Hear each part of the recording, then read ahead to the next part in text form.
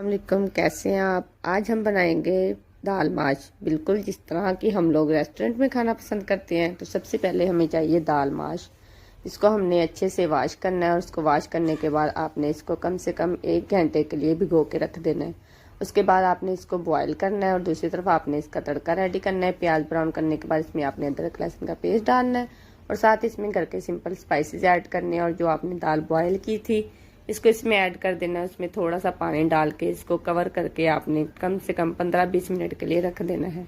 क्योंकि जब हम लोगों ने दाल को पहले से बॉयल कर लेना है तो उसको ज़्यादा टाइम नहीं लगेगा पकने में। तो इसके लिए आपको चाहिए आप इसको कुछ देर के लिए कवर करके रख दें। जब इसका पानी खुश्क हो जाएगा और इसमें से घी निकलने लग जाएगा तो आपने गार्निश के लिए हरा धनिया और साथ में कसूरी मेथी, क्योंकि मुझे ये बहुत पसंद है और मैं तकरीबन हर सब्जी और दाल में से डालती हूँ। तो जब इसमें से घी निकल आएगा तो लीजिए, आपकी रेस्टोरेंट स्टाइल दाल माश तैयार है। अल्लाह हाफिज़।